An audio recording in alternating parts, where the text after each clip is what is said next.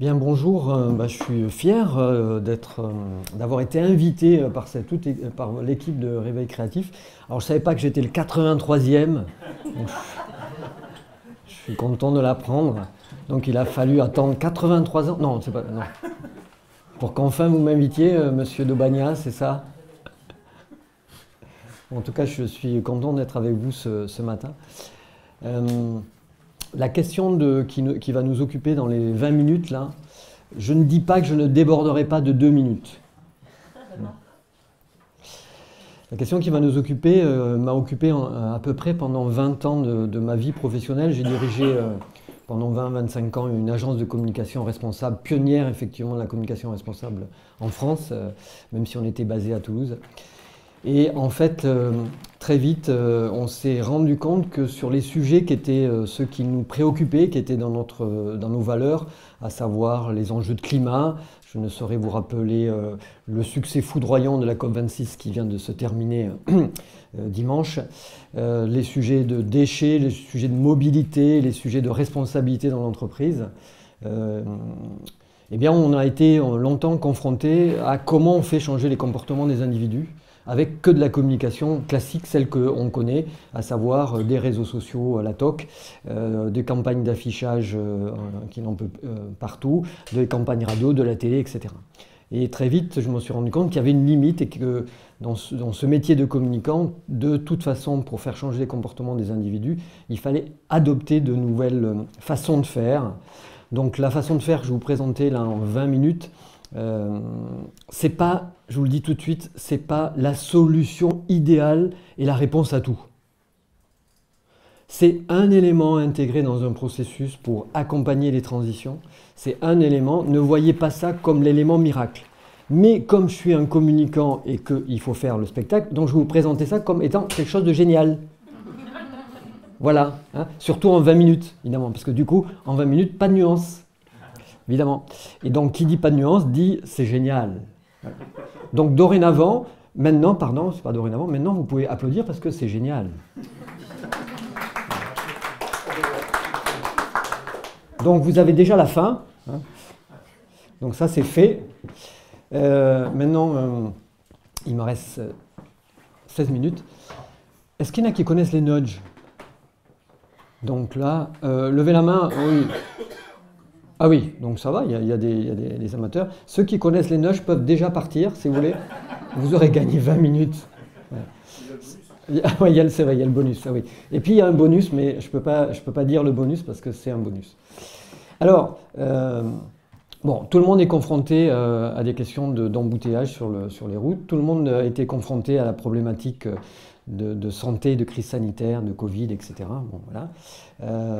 Tout le monde est confronté à la question climatique et on sait que ça se réchauffe plus que ça. On sait que la trajectoire climatique va nous péter à la gueule à un moment donné, mais on se refuse de faire ce qu'il faut faire. Alors, quand je dis vous, c'est peut-être pas vous. En tout cas, les gouvernements et nos décideurs politiques, c'est sûr, vu les décisions qu'ils ont prises à la COP. Donc, ils savent, depuis très longtemps, on l'a vu avec Total, on l'a vu avec Exxon aux États-Unis, ils savaient et ils n'ont rien fait. Je ne suis pas Greta Thunberg, hein. Je le dis, parce que Fred, du coup... Donc ça veut dire que quand même, si on sait, ça veut dire qu'on est irrationnel, puisqu'on sait ce que l'on devrait faire et on ne fait pas. C'est quand même une vraie problématique. Et, je suis allé trop vite, comme on ne sait pas, qu'est-ce qu'on pourrait faire pour aider à passer à l'action? C'est là où les nudges vont venir nous aider. Alors je vais vous montrer 2 images, et vous allez tout de suite réagir à l'issue de chacune des images. Attention, première image, ça vous fait penser à quoi? Colère. Pressée, elle n'est pas contente. Ça, voilà. C'est trop... Hein? Un ordre, etc. Est-ce que c'est clair pour tout le monde, même ceux du fond? Ça va? Je vais vous montrer une 2e image, et là, vous allez réagir à la 2e image.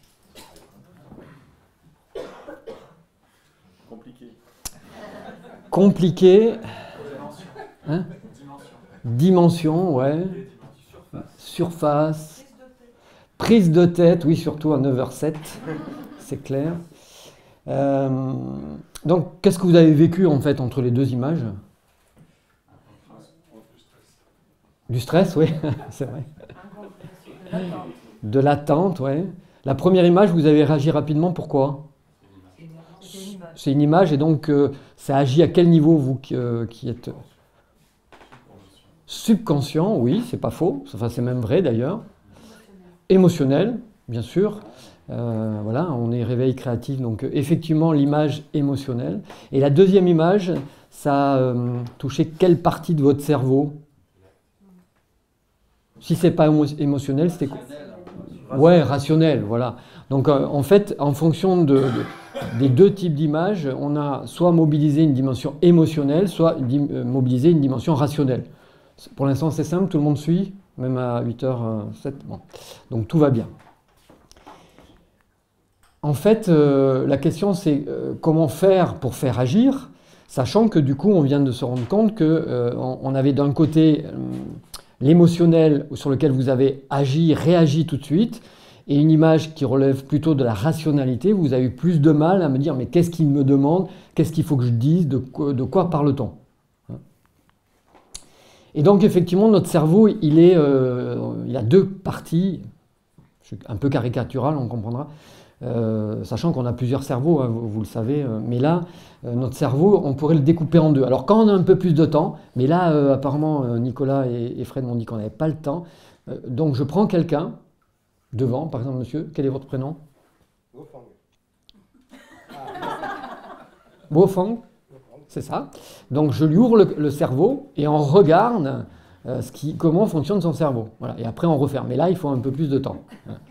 Donc comme on n'a pas le temps, on va y aller tout de suite en se disant que de toute façon, vous l'avez vu, en fonction des deux images, vous avez réagi sur une image très rapidement et sur la deuxième image, vous avez été interloqué. Donc en fait, ce chercheur qui est prix Nobel d'économie s'appelle Daniel Kahneman, prix Nobel d'économie en 2002 pour ses travaux sur ce qu'on appelle l'économie comportementale, d'où sont nés les nudges, évidemment. Et ce monsieur, dans ce livre fameux là, que vous pouvez lire, il existe en français, il existe aussi en langue anglaise, évidemment, puisque c'est un Américain, qui est psychosociologue et puis économiste du comportement. Il est très facile à lire en français, en anglais certainement aussi, mais pas pour moi en tout cas. Et donc ce monsieur décrit qu'on fonctionne selon deux systèmes. Le système 1, vous avez compris, qui est plutôt dans la rationalité, dans l'émotion, voilà, et le système 2, qui est plutôt dans la réflexion. Donc quand on est en système 1, eh bien, il n'y a pas de contrôle, c'est sans effort, c'est associatif, c'est rapide, c'est inconscient, et ça exprime un talent, je dirai après pourquoi. Et quand on est sur le système 2, c'est contrôlé, ça exige des efforts, c'est plutôt déductif, c'est lent, c'est conscient. Ben là, qu'est-ce qu'il me demande? Est-ce que c'est une surface? Est-ce qu'il me demande de multiplier? Et ça applique plutôt un processus ou des règles. 17 fois 24, je pose le 1, je multiplie par 2, etc. etc. Voilà.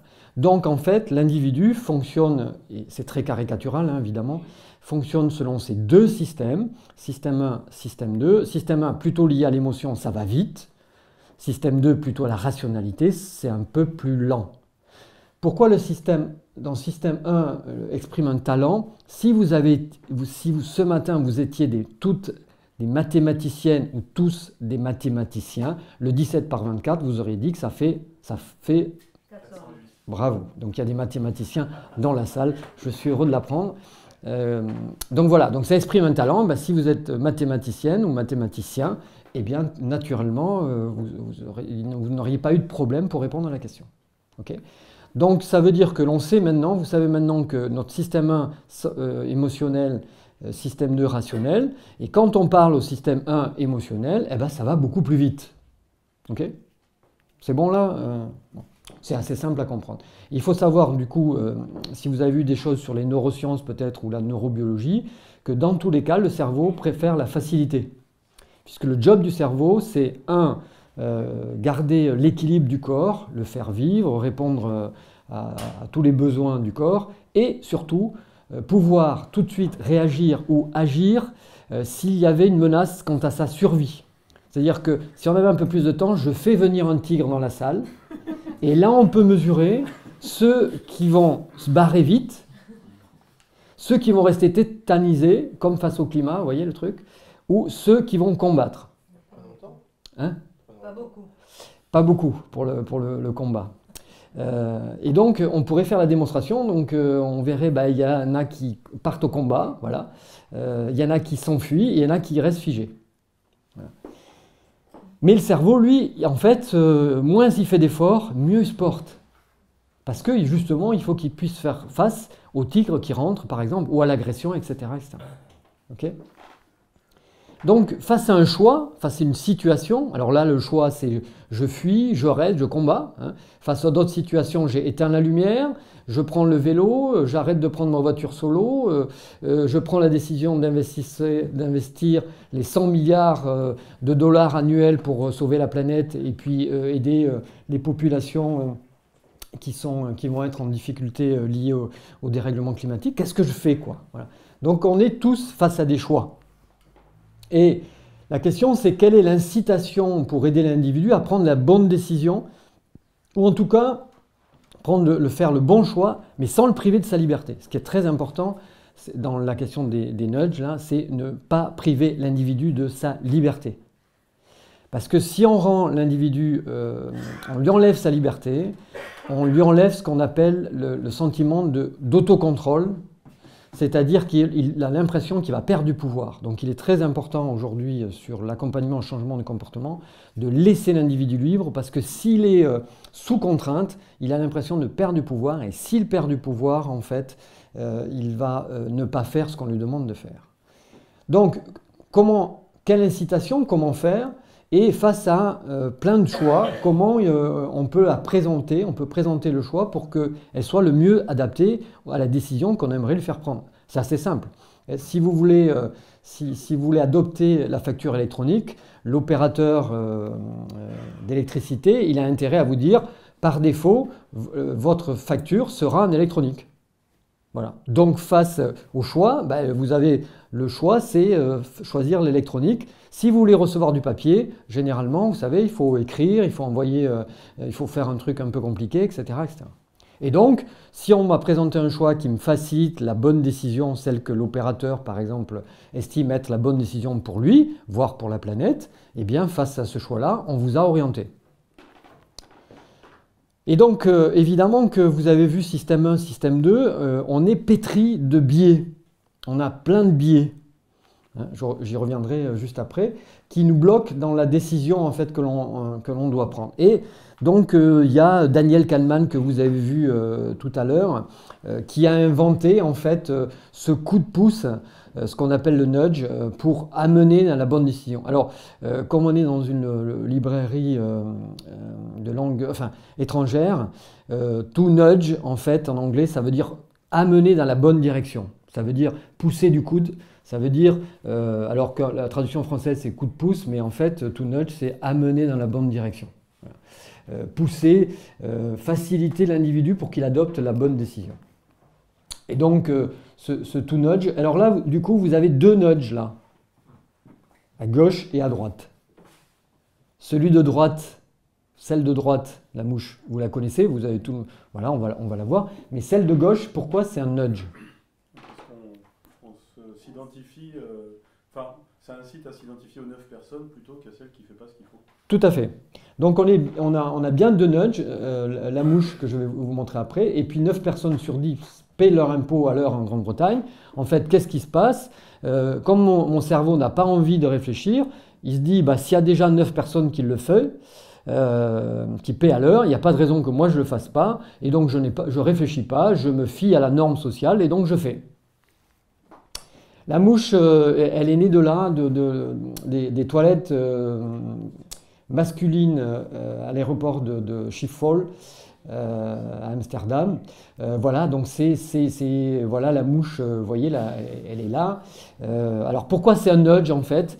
Parce que face à la décision de savoir avec mon outil où je vais viser, Et on peut mettre toutes les petites affiches du monde qui va bien en disant merci de laisser cet endroit propre, donc qui est plutôt une injonction paradoxale.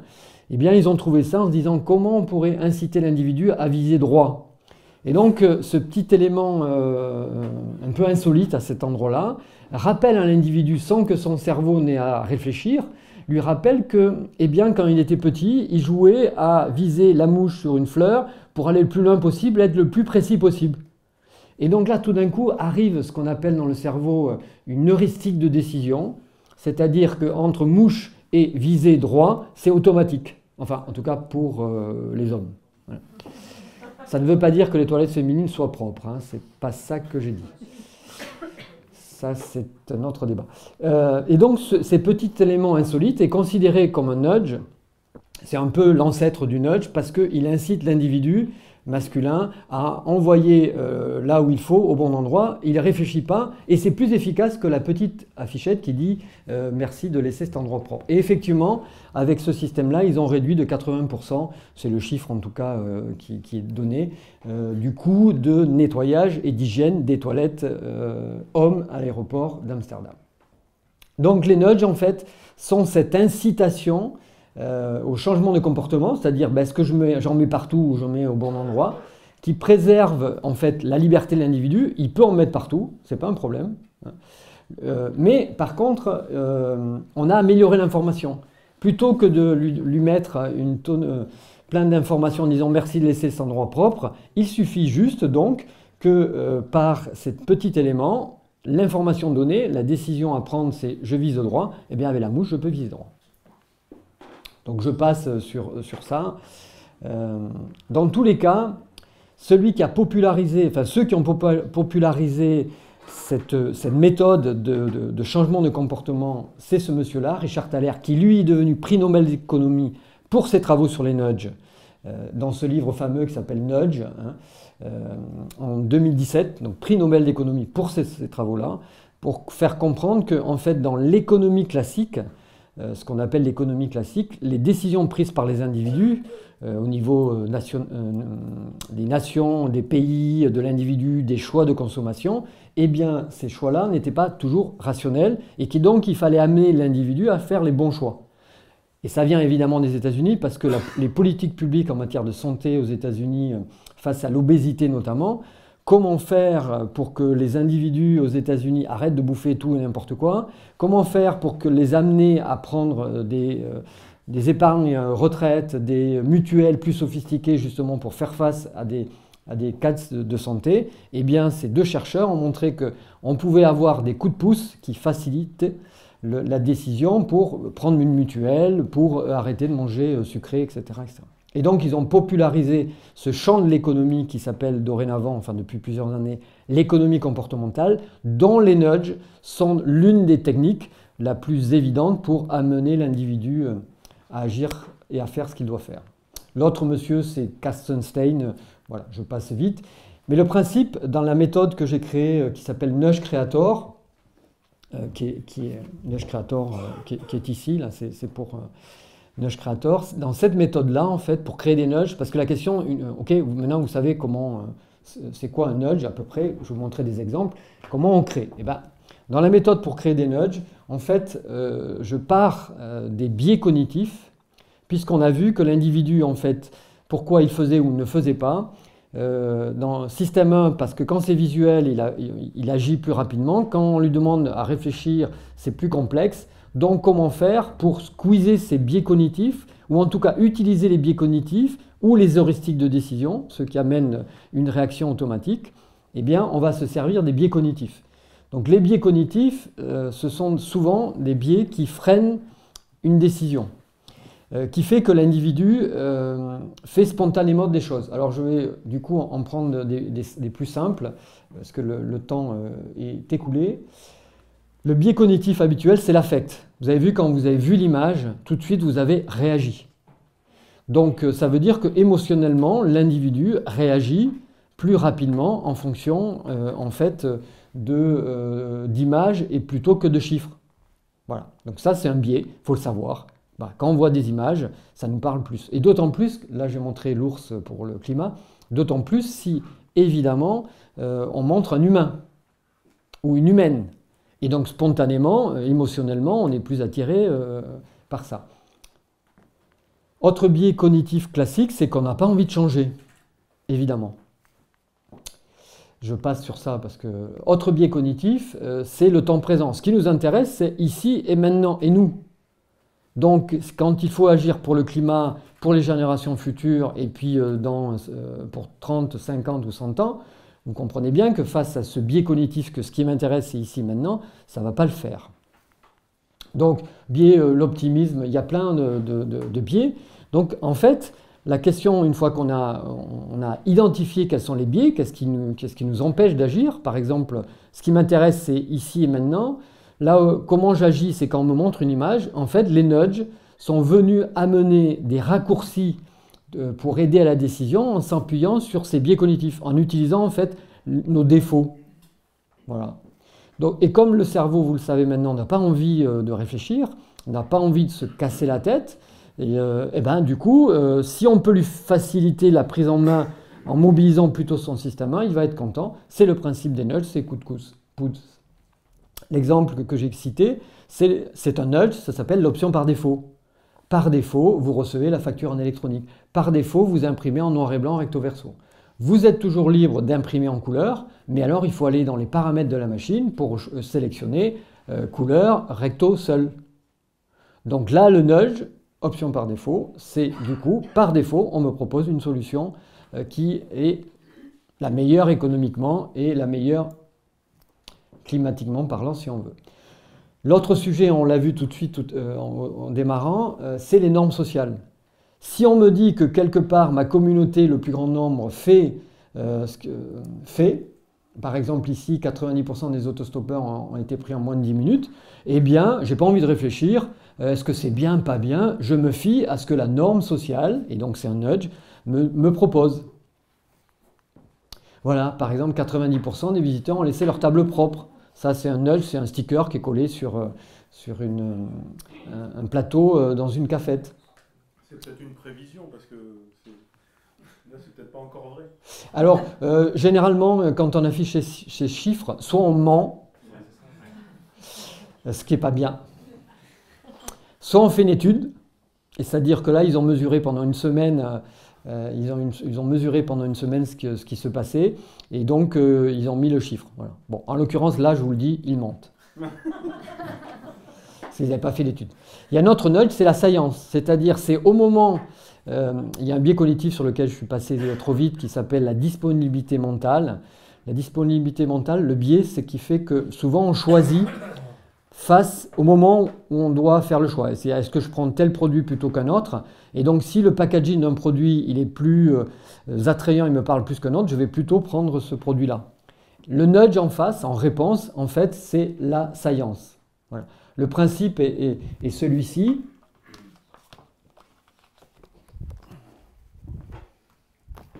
Pour comprendre la méthode. Voilà. D'un côté, hop, j'ai le biais que j'identifie. Donc là, le biais, en l'occurrence, c'est la disponibilité mentale. C'est le biais qui consiste à me dire, à choisir que quand je n'ai pas envie de réfléchir, donc c'est quand je suis dans le linéaire, c'est quand je suis face à une décision que je choisis. Comme ça, je n'ai pas à m'embêter, mon cerveau n'a pas à réfléchir, il est content. Et bien, en face, je vais trouver le nudge permettant de diffuser l'information juste au moment où c'est nécessaire. Et souvent de manière évidemment humoristique, bon, ou en tout cas le plus simplement possible. Voilà. Donc on identifie le biais et on va trouver le type de nudge en face pour y répondre. Voilà. Et normalement là j'ai fini, sauf qu'il doit y avoir d'autres exemples, oui. Voilà, d'autres exemples, ça je passe. Le retour d'information, c'est un autre type de nudge. Comme je sais que l'individu ici et maintenant, ce qui l'intéresse c'est ici et maintenant, donc pour le faire agir, système 1, si je parle, si je lui dis ben, c'est demain et plus tard et c'est les autres, ça ne m'intéresse pas. Donc qu'est-ce qu'on peut faire pour lui montrer tout de suite que ce qu'il doit faire va avoir un impact? Eh bien si effectivement je pouvais éteindre la lumière, sauf que Mathieu ne serait pas content, si j'éteignais la lumière et que quelque part on me dit ben là vous avez économisé tant de kilowattheures, tant d'euros et tant d'émissions de CO2, peut-être on serait plus prédisposé à éteindre la lumière. Et donc là, face à un biais cognitif, éteins la lumière, c'est bon pour la planète ou c'est bon pour tes pépettes. Le nudge, c'est trouver le système pour montrer tout de suite le bénéfice que tu peux en attendre. Et comme ça, mon cerveau, système 1, il comprend tout de suite les bénéfices attendus. De fait, ce sont les applications que vous utilisez ou les montres connectées qui vous disent que vous avez fait 8000 pas, vous avez économisé, vous avez dépensé tant de calories, donc c'est génial. Et donc du coup, vous allez continuer. Enfin, je vous le souhaite. Voilà, autre nudge. Est-ce que je prends une feuille ou plusieurs feuilles? Je ne fais pas attention. Là, si on me dit que, retour d'information, si on me dit que, évidemment, je suis en train de déforester l'Amazonie, je prends qu'une feuille. Disponibilité mentale, c'est au moment où je dois faire une décision, et on me force, entre guillemets, on m'amène, on me prend par la main en me disant il faut que tu n'en tires qu'une. Voilà, et ça c'est le stand de tir, vous l'avez connu, mais il y a cette version-là, évidemment, mesdames, que vous n'avez jamais vue. Mais je vous le conseille, hein, parce que c'est quand même assez puissant. Et émotion et affect, voilà, c'est l'exemple de l'escalier musical. C'est mieux de prendre un escalier pour la santé. Et bien là, ils ont mis des marches musicales. Et donc, évidemment, ça facilite le job. Voilà. Ça sera pour les Jeux Olympiques au moment à Paris. Voilà. Voilà. Bon, j'ai dépassé. Hein, tenir en 20 minutes, je ne sais pas.